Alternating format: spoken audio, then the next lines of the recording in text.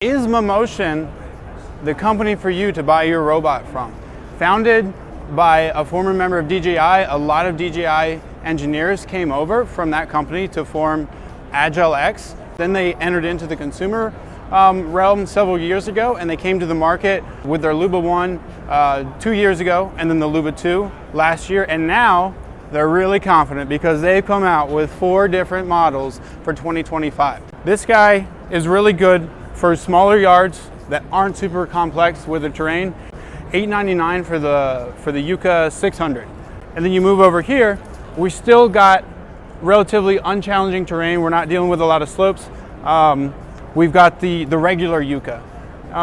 And this one actually comes with a bag on it as well. So not only can it handle more acreage than the Mini, but it can also bag your leaves as well. Last year we had the Luba 2, but the entry point for that was a little bit more expensive, so they came out with the Luba Mini for 2025. This guy, again, is designed for smaller yards, but unlike the Yuka Mini, this one can handle slopes because it's rocking all-wheel drive.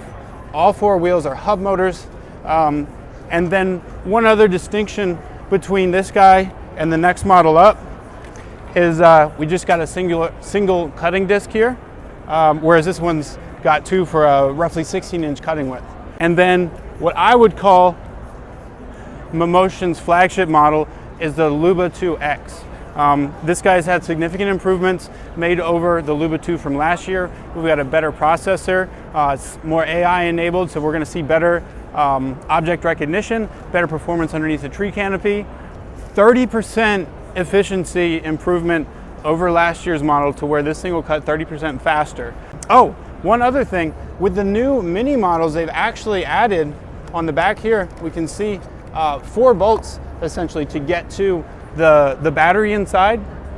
So that's gonna make it much easier to swap those out as batteries age out. Oh, 3-year warranty this year.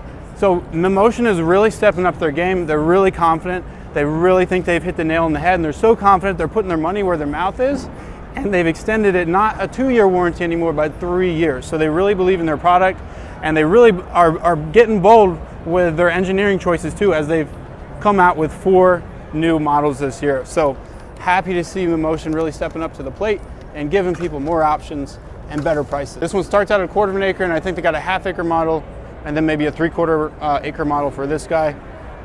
And I have no idea. We went cheapest to most expensive, so again, flagship model, all the way up to 3 acres. Oh, and I didn't even mention, talk about bold, it's not just these 4, they've also got a pool bot. So, so it'll clean your pool for you as well with the vacuum. So yeah, we're talking in time for spring 2025. For these guys, we're still rocking stereo cameras on these guys, and then we'll see the same thing on the Yuka. Oh my goodness. We got a windshield wiper. Okay. We do have, I think these are, we've got lighting now, so we can do cutting at night, so we'll get more capacity out of that and can run it 24/7. Will help with cars. If you run it at night, more visibility, but mainly you'll still keep your obstacle avoidance at night, or that's the plan. We'll have to test that this summer to see how well that works out.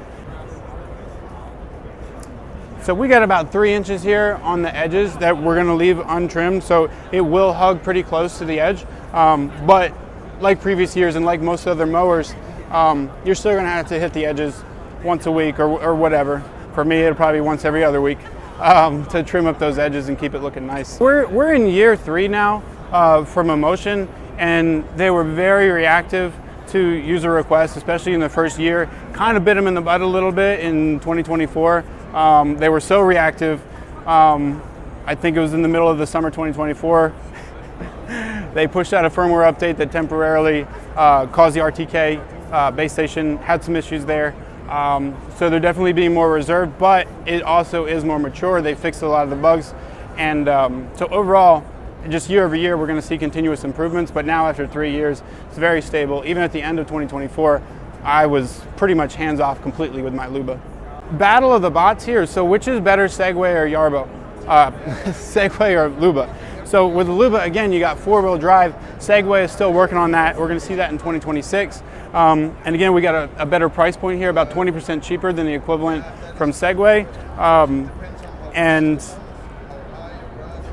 why is that? Oh, Segway, quite frankly, they do have better software. They do have a wider array of sensors on their flagship model. They do still have the I-Series, which gets into that sub $1,000 range, barely. But I think Mammotion's feeling the heat a little bit with that I-Series because they've got the Yuka Mini now and they price it at $899. So they're like, yeah, we'll cut $100 off of Segway's price from last year. So I'm pretty sure that's that's how they picked their price for that guy. So they're still looking to be the price leader is the takeaway. They can handle steeper slopes and they're cheaper. So I guess you do the math on that one. The main contenders here for 2025 for the best robot, which one you should buy, Segway, Mammotion, and Yarbo. In terms of out-of-the-box experience, Mammotion is going to take second place. Yarbo is a much more complex robot, so you are going to have a lot more setup. It's a much larger robot, so there's multiple boxes you'll have to unpack. So yeah, I think overall, I set these up all the time, and you know, it's pretty painless.